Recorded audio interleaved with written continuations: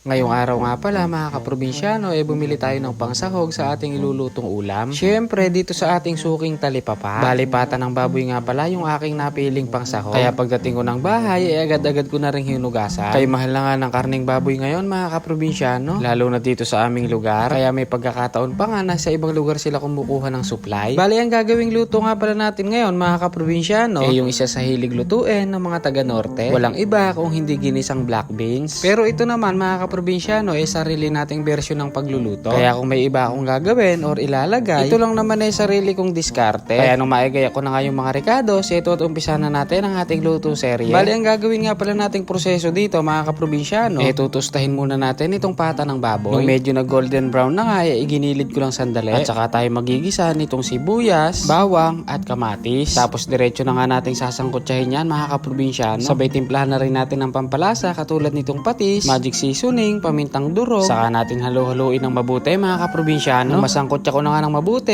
nilagay ko na itong binabad na black beans. Ito nga pala, binigay lang sa akin ng aking kapatid mga kaprobinsyano. At napasyal kasi sila dito sa bahay. Maalala ko nga mga kaprobinsyano, huling natikman ko itong black beans nung kami napapasyal pa sa aming tita sa Pangasinan. Siguro nasa 10 taong gulang pa lang ako noon. Pero natatandaan ko pa rin yung lasa mga kaprobinsyano. Pero hindi yata dahon ng ampalaya yung kanilang nilalagay. Parang dahon yata ng malunggay mga kaprobinsyano. Pero dahil malabong itong ating tanim na ampalaya, ito muna ang aking ilalagay. Tapos kumuha na nga rin pala ako ng ilang pirasong siling panigang. At bago ko nga pala makalimutan, shoutout nga pala sa aking auntie at mga pinsan dyan sa Pangasinan. At pagkalipas nga ng 40 minutos, ito't sinilip ko muna yung ating pinalalambutan. Naglagay na nga rin pala ako ng kaunting asin mga kaprobinsyano. Fast forward na nga tayo mga kaprobinsyano, pagkalipas ng 1 oras at kalahati. Sa wakas, lumambot na rin itong ating sahog na pata at black beans. Namiss ko rin talaga yung lasa nito mga kaprobinsyano. At dito kasi sa amin, bibihira lang magluto ng mga ganitong klaseng ulam. Sobra lambot na nga itong ating sahog na pata mga kaprobinsyano. Sa tagal ko nga itong pinakukuluan, ilang beses din ako nakapagdagdag ng tubig. At ang panghuli ko nga palang ilalagay dyan itong dahon ng ampalaya. Isang kulo lang, okay na yan. At kapag pinagtagal pa kasi natin ito, baka pumait yung sabaw. Kapag ganyan na nga ang datingan, tara tikman na po muna natin mga kaprobinsyano. Ayun, at kuha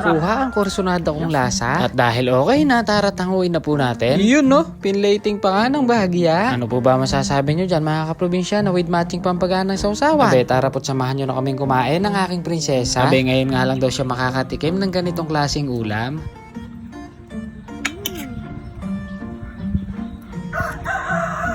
Ayun, at nagustuhan naman niya yung ating niluto mga kaprobinsyano. Siyempre, tayo naman ang babanat. Hindi natitikman na ulam.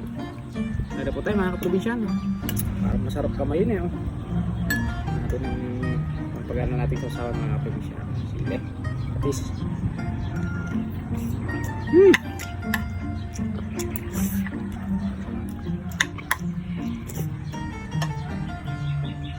Sarap. Tapos ang lalo pang nagpasarap dito mga kaprobinsyano, itong dahon ng ampalaya. Naku po, talaga nga namang gaganahan kang kumain. Bagay din pala dito mga kaprobinsyano, yung medyo may pait ng kaunti. At itong black beans, sakto lang din yung pagkapalambot natin. Tama-tama lambot. Sa mga hindi pa nga po pala nakakatikim ng ganitong klaseng ulam, subukan nyo na rin po. Panigurado mapaparami ang inyong kain. Hindi ko na nga napigilan yung aking sarili mga kaprobinsyano at napaulit na naman tayo. Abay, combination din talaga itong ating pampaganang sausawan. O paano ba yan mga kaprobinsyano dating gawin? Nagustuhan nyo naman po yung ating video, baka naman. Maraming salamat po sa inyong suporta. Bye!